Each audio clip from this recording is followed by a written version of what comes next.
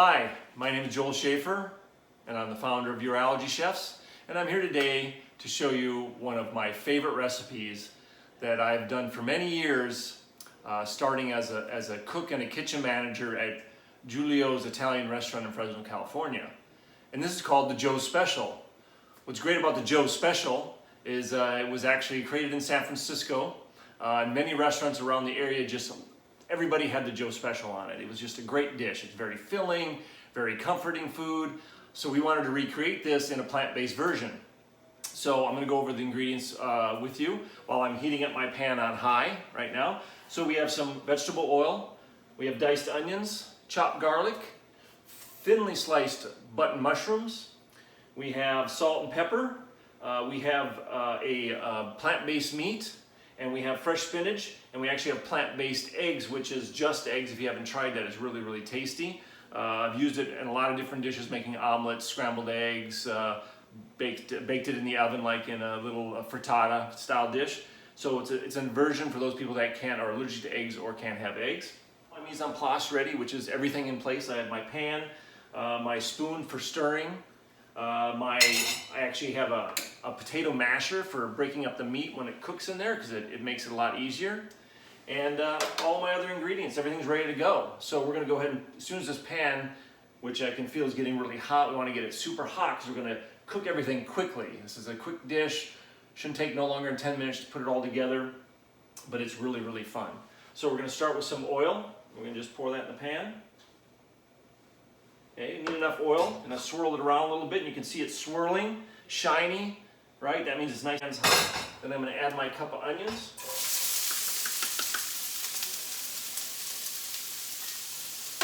Okay, and then I'm going to add just a touch of salt.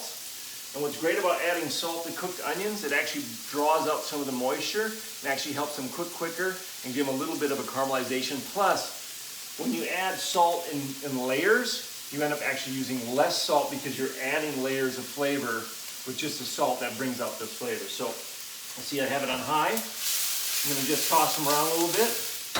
And if I use a timer, I'm going to set the timer at 10 minutes. Usually anytime I'm doing sauteing or cooking like this, I start with 10 minutes because when you're cooking basic ingredients such as garlic, onions, carrots, celery, this is mirepoix, right? Ingredients. They take so many minutes for each different technique. So if you're high saute, they'll take 2 to 3 minutes. If it's a medium cook, they can take 4 to 6 minutes. If it's a very low or slow, it could take 10 to 20 to 30 minutes, depending on where you want to go with the flavor. And this is one of my favorite, it's a stainless steel wok. So, but I use it as a saute pan and a lot of other dishes. It's large, it can hold a lot of food. It heats up around the edges, which retains heat, so when you're cooking it, if you're stirring it around like this, there's actually heat on the edges of the pan. It keeps the pan hot and the food cooking quickly. You can still hear it sort of sizzling in the pan, which is what we're looking for. Okay? See, we're getting that nice little, and it smells delicious. I wish we had the smell of it in here. So we're cooking this 2 minutes, 3 minutes, just where we want to get it. Now, again, they're going to cook longer, so I'm going to go ahead and add my garlic in now. I love garlic. I don't know about you guys. I love garlic. I could even put more, but I'll just go ahead with about a teaspoon of garlic.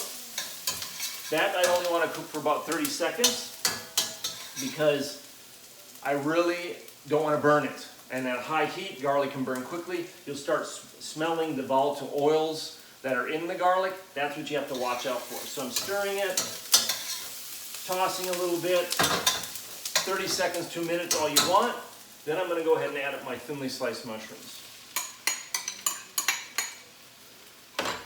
So this, I'm going to cook these till they're soft. So this is going to take anywhere from 4 to 5 minutes to cook it. So I'm going to go ahead and just let these cook. And when we come back, we'll go ahead and show you the next step of this dish. Now, it's always good when you're cooking mushrooms, especially this large quantity, is to sort of let it stop cooking. Stop stirring it. Don't keep tossing it, moving it. Give it time to start in contact with the pan so it actually can cook. Also with cooking mushrooms, you can actually listen and hear the moisture being released from the mushrooms. That's the thing about mushrooms. They hold a lot of water, and you want to evaporate that out of the mushroom so that you release that water and you get the deep flavor that the mushroom's gonna provide. Especially the umami. The umami. Don't you love that word, umami? Mushrooms are umami. We love to cook with mushrooms, you know, especially with plant-based recipes. Mushrooms give you that meaty flavor. So you could actually do this with chopped mushrooms instead of any type of meat option, and that would be your plant-based option without having to buy plant-based meat. So you can see now that the mushrooms have reduced by half, right? You can see they're sort of, ooh, look at that. Oh, yum, look at that. So they've reduced by half or more, so they're where I want. So now I'm gonna remove them out of the pan so that I can go ahead and cook the plant-based meat. So now I'm gonna turn my pan down to medium. I'm going to add a little bit more oil, just a touch. And then I'm going to add my plant-based meat. So one of the tricks that we like to use is this little potato masher. See look how cool that little, this is a smaller one, we have a larger one too, but these are very cool to break these meat up in the pan. So by doing that, I can really get mashed up without trying to take a spatula in there and go, you know, just take thousands of different little breaks. But this breaks it up real quick, just like you would do mashed potatoes. And again, this will work for ground beef, ground turkey, ground chicken, so any meat will work, but look at how quickly that looks. I mean, look at that. Look at that. Look at that. It's perfect. It's nice and loose. So that'll help it cook quicker. So we're going to go ahead and cook that till it's cooked, just like meat. You want to make sure it doesn't have any little pink colors. You want to get it to the right temperature so that it is thoroughly cooked. So this is still cooking, and what's a good thing is always have your recipe handy. So we have a recipe actually here, and I actually want to go back and review it to make sure, am I missing any steps? Did I cover everything? I know I had my mise en place because I double checked all the ingredients and checked them off before I actually started cooking, because I wanted to make sure I didn't have to run off somewhere and have mise en place disaster, which can happen when you're not properly prepared.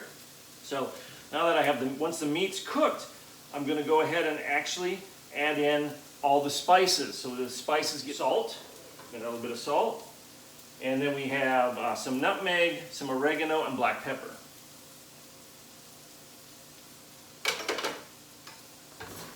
Nice flavors. You can just smell right when I hit the pan. You can smell the oregano and the nutmeg really giving some beautiful aromas. And then I'm going to add in the spinach, which I have a lot of spinach here. Love spinach.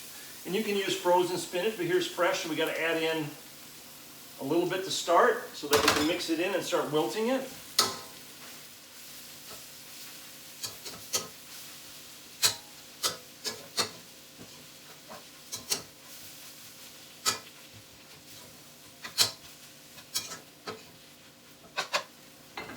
Once that batch is done, we'll add another one.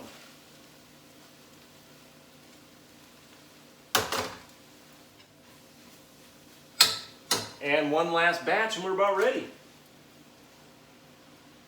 Okay, that's all the spinach. That was one pack, those small packs that you can buy in the store. Just rough chop it up, fresh, it's good. Spinach is wilted, all the food is cooked. So now we're going to make a little well in the center, right in the middle. Right down the middle here. We're going to add some more oil, and then we're going to add our eggs. Now I'm not using this whole thing. I'm going to use half of it. Pour right in the middle. And if you're using fresh eggs, you just scramble 2 to 3 eggs. Scramble those up. Depending if you like a lot of eggs, 2 is usually enough, but 3 if you like more. And as it starts cooking, you're going to start actually just scrambling in the middle.